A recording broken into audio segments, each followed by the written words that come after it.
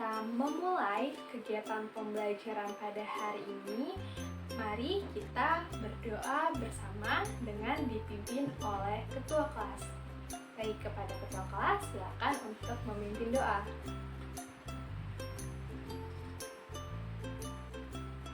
Baik, terima kasih telah memimpin doa untuk teman-temannya.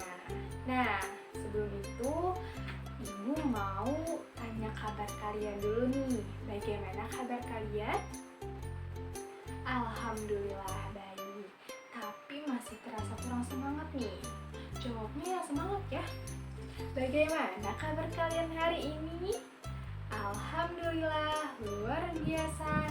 Yes, yes, yes. Nah, gitu dong semangat jawabnya.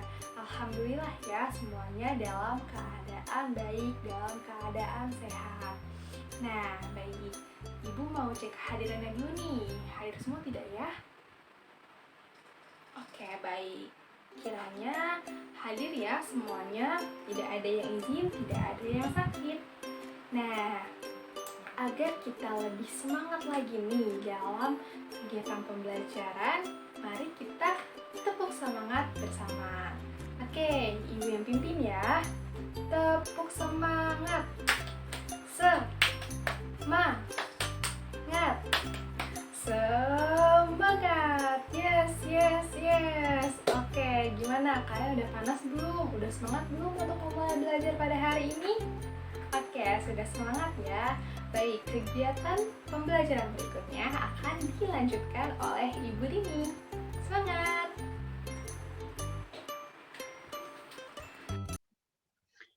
Bismillahirrahmanirrahim. Halo teman-teman.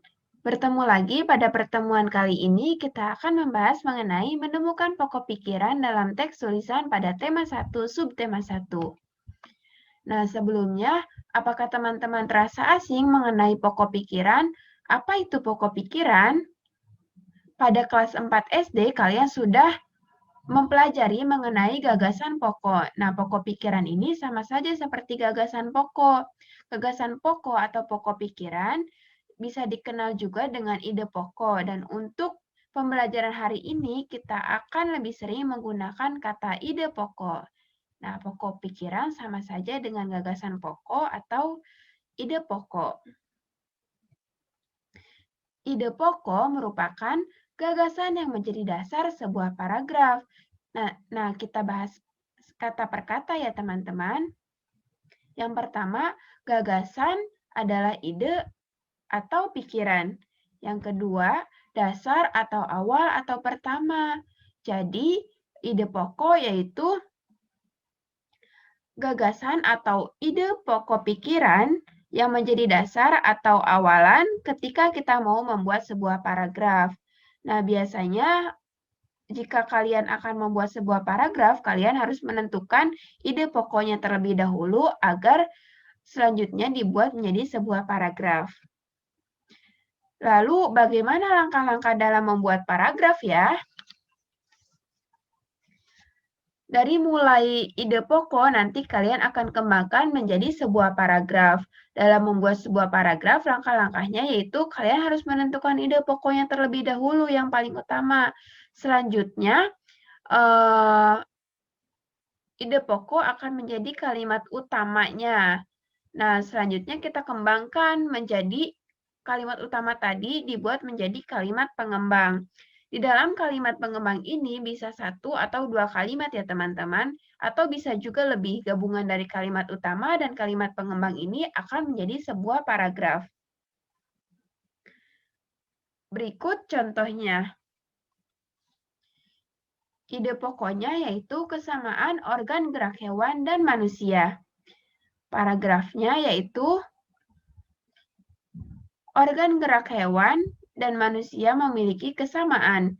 Alat gerak yang digunakan manusia dan hewan yaitu alat gerak aktif dan pasif. Kedua alat tersebut bekerja sama untuk melakukan pergerakan. Nah, yang termasuk kalimat pengembangnya yaitu alat gerak yang digunakan manusia dan hewan yaitu alat gerak aktif dan pasif. Kedua alat tersebut bekerja sama untuk melakukan pergerakan. Yuk kita baca bersama-sama paragraf yang ada di sini. Gerak pada manusia dan hewan menggunakan organ gerak. Menggunakan organ gerak yang tersusun dalam sistem gerak. Organ gerak berguna untuk berjalan, berlari, melompat, meloncat, memegang, menggali, memanjat, berenang, dan sebagainya. Organ gerak pada hewan dan manusia memiliki kesamaan. Alat-alat gerak yang digunakan pada manusia dan hewan ada dua macam, yaitu alat gerak pasif berupa tulang dan alat gerak aktif berupa otot. Ini akan bekerja sama dalam melakukan pergerakan. Kerjasama antara kedua alat gerak tersebut membentuk suatu sistem yang disebut sistem gerak. Nah, setelah kalian membacanya, sekarang kita cari ide pokok ya. Bagaimana sih caranya membuat ide pokok? Sebelumnya perlu kita ketahui bersama jenis-jenis paragraf itu ada 3. Yang pertama ada paragraf induktif, yang kedua ada deduktif, yang ketiga ada campuran. Paragraf induktif yaitu paragraf yang meletakkan ide dan gagasannya di akhir kalimat.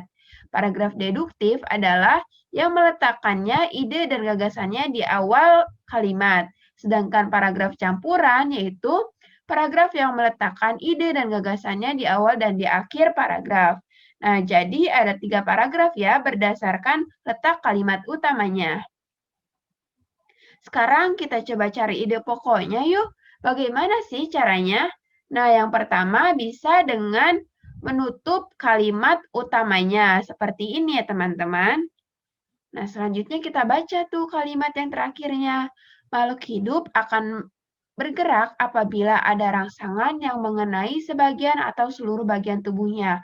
Kira-kira kalimat terakhirnya ini termasuk kalimat pengembang atau ide pokoknya ya. Nah, ternyata bukan teman-teman. Lalu, apa ya ide pokoknya? Nah, ide pokoknya yaitu salah satu ciri dari makhluk hidup adalah bergerak.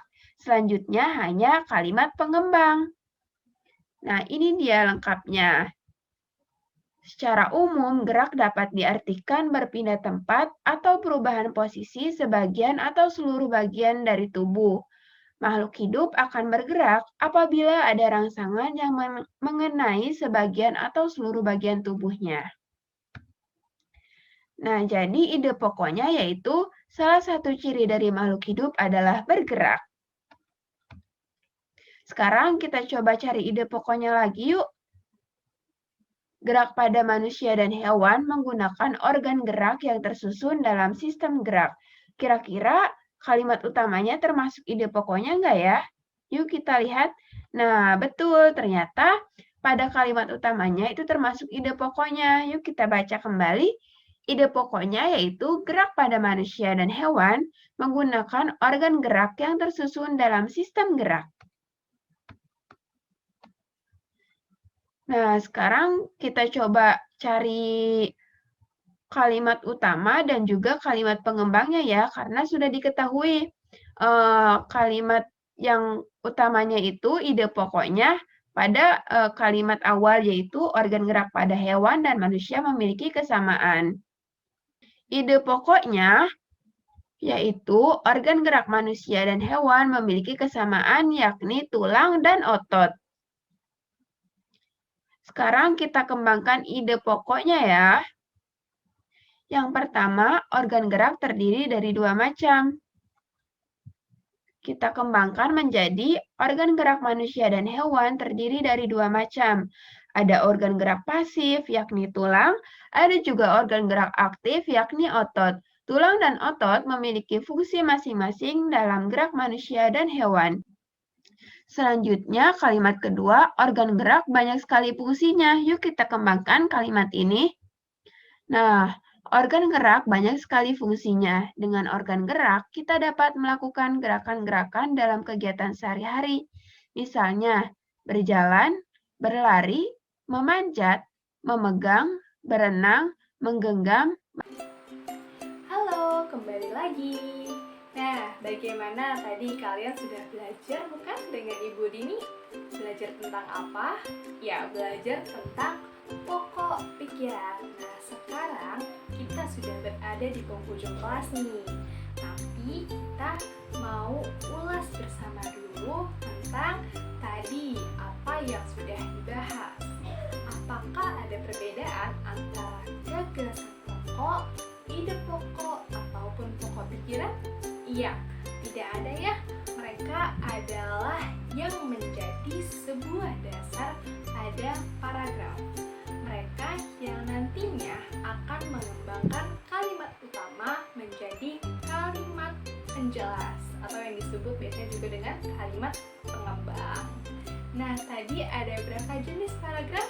Ada 3. Ada paragraf induktif yang itu pokoknya ada di akhir paragraf. Ada paragraf deduktif yang ide pokoknya ada di awal paragraf. Dan juga ada paragraf campuran yang mana ide pokoknya ada di awal dan di akhir paragraf. Lalu tadi bagaimana cara menentukan ide pokok? Yaitu dengan menemukan kalimat utamanya. Baik, kalian sudah paham semua ya, insya Allah. Semoga apa yang disampaikan, apa yang diberikan, apa yang dijelaskan dapat dipahami dan juga dapat bermanfaat untuk kedepannya. Baik, kita akan menutup kelas pada hari ini dengan membaca doa. Seperti biasa, kepada ketua kelas silakan untuk memimpin doa.